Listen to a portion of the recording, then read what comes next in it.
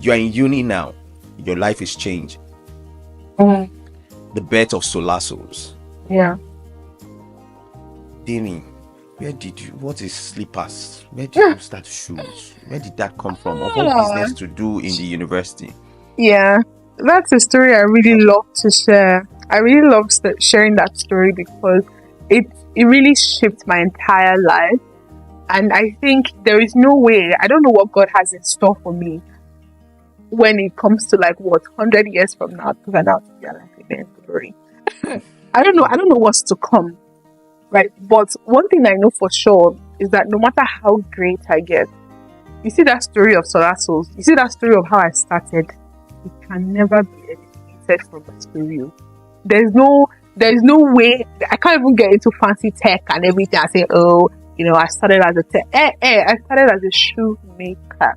And I would try to summarize the story so I don't take your time. So I remember very well, like I said, in the quest to just know, God, what would you have me do? Like, what plans do you have for me? What do you want me to do now? And then that was even 100 level alpha. So alpha semester in Covenant usually first semester. And then I remember Omega semester, there's this thing Papa does with us. It's called departure service. Every single semester, never been a time, the entire 8th semester I spent in Covenant, I had never been in departure service where Papa wasn't present. So this particular one was the second one ever in school.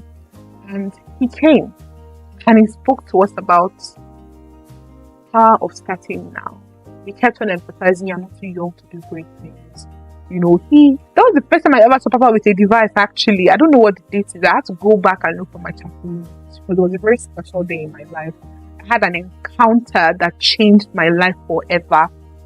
And then that was the first time I saw him with a device, and he brought out his iPad and kept on reading out names. 8, this person manufactured this person started this, and this person started that. And he kept telling us when he was a young child, he didn't have to, but he went to join a site. He did labor. He bought his first pair of shoes. I think the name of the shoes were called Aquila or something. I don't even know. I don't know if I'm saying the right thing, but I think it's called Aquila. He brought his grandmother furniture from the money. Yeah. Aquila. Oh, sorry. Aquila. Right. So that one.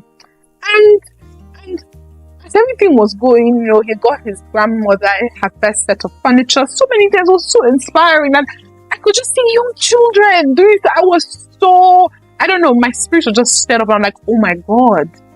It just became like an aha moment, like, Jerry, this is it. Okay, now this is it, Abby. Papa, pray. Ask God to give you clarity. Ask God to give you guidance. Just pray. As you're going home, the Holy Spirit will speak to you. He will guide you. He will, I just get to do this thing. I don't even know what I want to do. And now I was at that phase. And I had 2 things that I wanted to do. It was baking.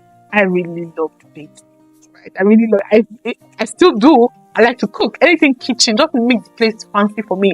I like a properly lit kitchen equipment. I'll enjoy it. And shoemaking. Why shoe? I broke my Lego in JS3 and I was on crutches for a while. And that period when my classmates go for break, I'll be alone in the class. One leg with a cast, the other leg with a slippers. I couldn't wear shoes. I used to wear slippers to school. Everybody would have left me.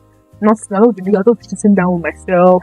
I was just looking at my leg. And for a very funny reason, I would just be looking at, okay, how did they join this part of the slippers together? Okay. And it was so comfortable. So, and even after I took off the cast, I couldn't wear shoes. I couldn't even wear socks. I just had to wear slippers.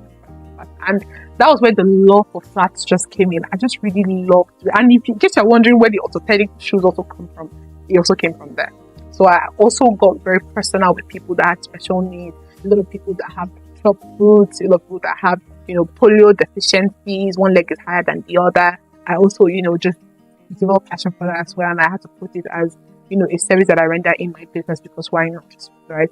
So, and then I decided, okay, fine. Baking wouldn't be sustainable because I can't bake in school. We don't cook in school. It's not going to work. So I can always do that as a side hustle much later.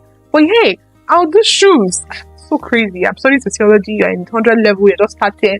How do I approach my father and tell him that I want to do shoes? Or But like I said, when it's God's plan, there is no devil that can change it. There is nobody that can have an opinion. You know, people have developed opinions like, oh no, I don't think you should. Because I was expecting from my dad. I was expecting that he'd be like, oh no, you can't do it, just enter school.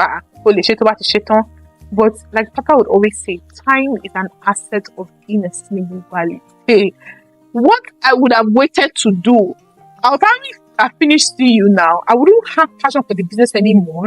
And I had to enter the job market. I told God, that this business I'm about to start, I would not till today. I don't have a CV. I don't know if that's irresponsible, but I don't even think I really care. I don't have a CV. I don't know what my CV looks like. And I said, God, this business you're going to give to me, I want it to be so big that I don't have to look for a job. And do you know what it means to not look for a job? You have to have money. Oh yeah, it has to make sense.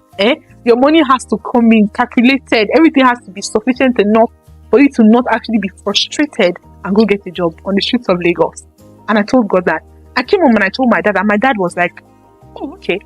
If you know my father, oh, okay, doesn't cut it.